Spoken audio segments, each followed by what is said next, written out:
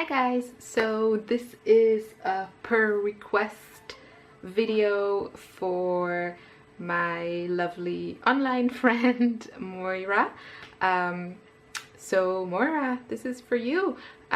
She asked to see how I make my mixing charts, which I showed in a recent video called New Watercolors.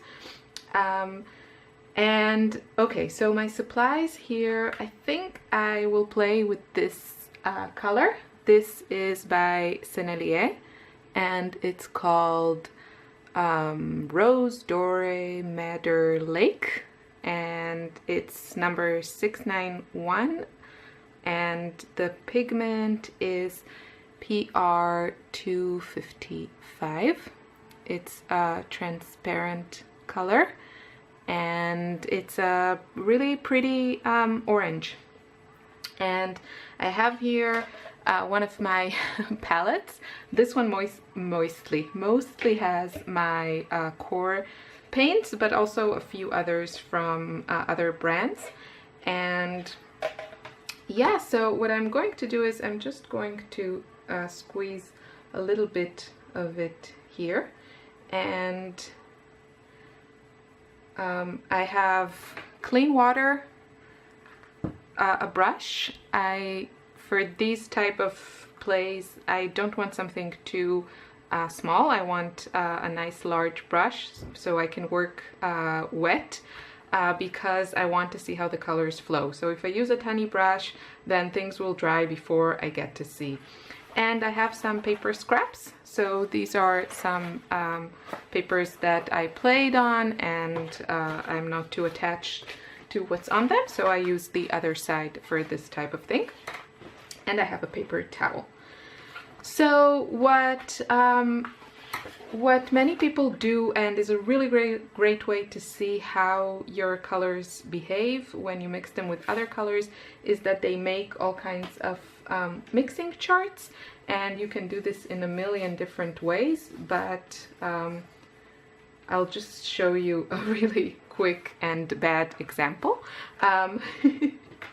So I'll just wet this a little bit, release the color in my palette and wet my brush. So this color in its pure form, I would paint it like this, and I can do this if I want with a bit more pigment for a more intense. If I do these type of charts, then I usually actually like to use a flat brush or an angled brush. It's much easier to go in the lines. This one is kind of an oval. What is this? It's called the Zen Royal. It was actually really inexpensive. I got it on Blitsy. Royal and Langnickel. It's a Zen brush.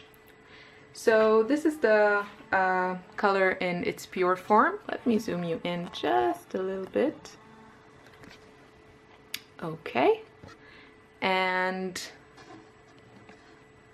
let's see if I want to mix it with let's say French ultramarine. So first I want to put this other color in its pure form, and what you want to do, you don't want to have just 4 squares. You want to have, I would say, probably at least 6, so you can see the range of colors in between. But when I do this, this is kind of how I would do it. And now what I'm going to do is I'm just going to add a little bit of the blue. I still have a little bit on my brush, to the orange. I'll actually put down a bit here because I will just mix it right here on my palette, and I can kind of see already what I'm getting. And what I want to get is somewhere, I don't want the colors to be too similar to these, so I'm just gonna search, I'm just gonna pull a little bit of the orange as I go and see what I get. And this is kind of light because I didn't use a lot of pigment, because I'm just showing you a different way of doing this, but you can see that these colors are very different, and this is actually a really lovely semi-neutral, I would say, or almost neutral. Really pretty. So note to self that this color with ultramarine is a really nice combo. And now I'm just going to add more blue and kind of just pull a little bit of the orange and see what I get. And you can see I get this really pretty muted, it's like a bluish gray. It's actually a little bit of purple, so a really pretty one. And because the ultramarine, you can see the ultramarine is a granulating color. You see this texture? That's a granulating color. You get that in the mixes also. So this is really interesting. And actually the difference between these two is quite big. So let me just try and get another mix in between. So I'm just going to add a little bit more orange, and you can see I use this space to mix the colors, and this is a little bit more similar to the original color, quite similar. So I'm just going to, for the purposes of this video, show you. And you can see that it's just because these are, yeah, they're kind of complementary colors, right? Blue and orange. So they really kind of neutralize each other, and they look great next to each other because they really make the other one pop. So if you want to tone down a bright color, just use a little bit of the complementary one. It's actually, I think, a nicer way of toning down than using something like black or gray. I don't use I don't use any black in my watercolors, and I rarely use gray. So these are really pretty, and you can see the granulation of the blue is really interesting. Now here's another way of playing with these two colors. So now I'm just going to take some of the orange and I'm going to put it here, and now you can see how intense this gets. This is tubed paint directly from the tube, meaning I didn't let it dry. The other ones in my palette are also tube paints that have been in this palette for months now. So I have quite a nice amount of paint here. Now I'm going to rinse off my brush and just add clean water to the edge here, and this is going to help the color flow. You can see I can help it with gravity, but it's going to flow where there's water. And now I'm going to come in from the other side with pure blue, and this one is French Ultramarine by Ken Bromley. It's an online store for art supplies based in the UK, and they also have their own brand of watercolors. I just have a couple of them, but it's very nice. And of course the price is nice because it's a home, like their own brand.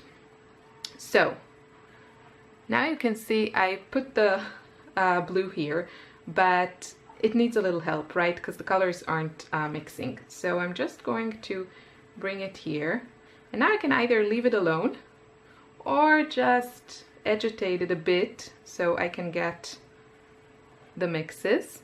And if I want, I can just play like this, and I don't want everything flowing here, so I'm just going to play a bit and help gravity. I mean, work with gravity so I can see what happens. And yeah, so this is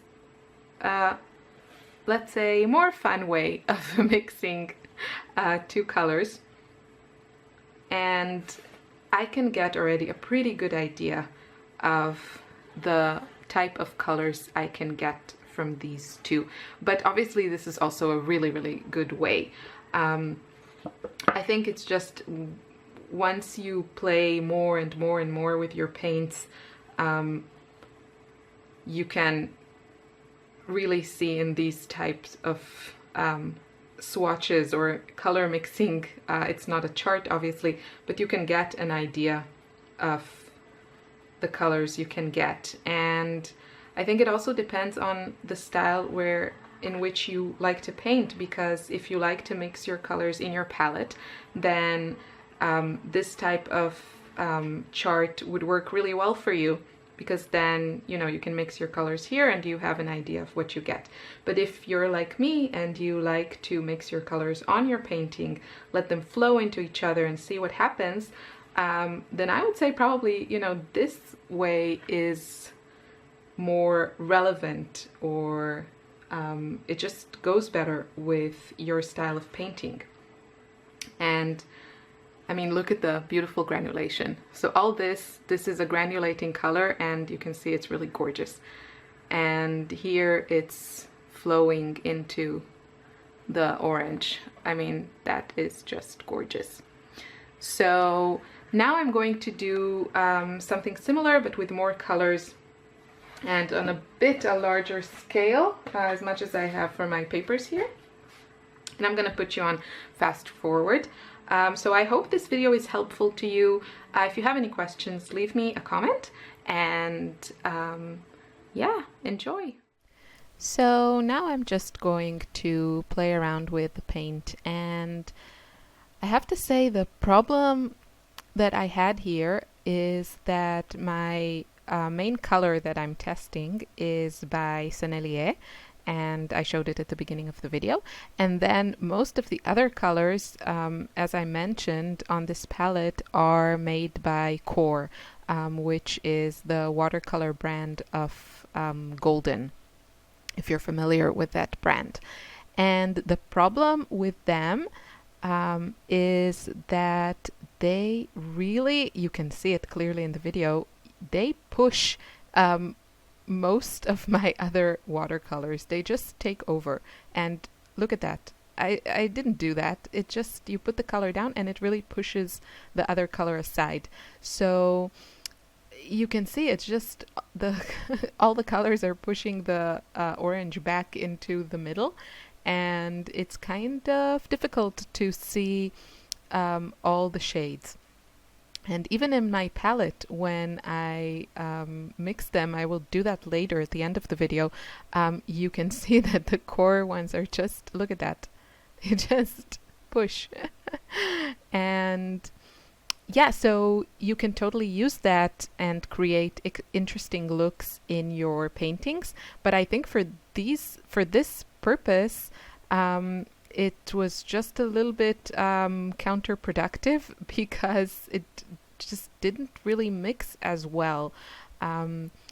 So when you use core paints with each other, they don't do that. They kind of, you know, they're like similar strength, so they don't push each other.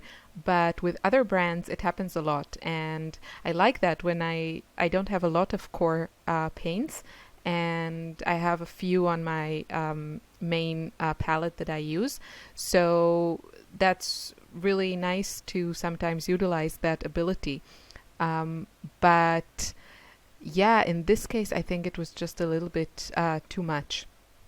The poor orange color was pushed aside. So you can see there it does again. I don't know why they do it. If it's connected to their binder, they have a new binder called Aquasol, I think, and other watercolors have gum arabic, and some have some honey in them. The Sennelier has honey in it, and that's one of the reasons I like it. The honey makes it softer, it doesn't dry as much, and look at that, look how the purple just pushes that color. So I really like the Sennelier colors. I have some in tubes, but mostly in half pans, and they re-wet really easily, and they're really nice to work with. With some brands, they dry a lot, and you kind of have to work the paint to re-wet it. But the Sennelier ones are really lovely. So yeah, what you see in the video is just me mixing these with some different colors from this palette. I think this is the last area I'm working on and has some similar colors there, some orange and Venetian red, both by Core. And I'm just showing you a bit of a close-up. And yeah, it was just because this didn't work out as well as I had hoped because of those properties of the core. I'm just going to show you another little coloring chart, and I'm going to mix it this time with one of my favorite colors, the cobalt teal. And most brands have a similar pigment, so this one in particular is Core, but yeah, Daniel Smith has one, and Schminke also. So most brands have this. It's a beautiful, beautiful color, and I really love how it looks with this one. And you see, I'm not being too particular about the shades here. I can fix it on my paper and just add, adjust the coloring so I have a nice gradient of shading here. And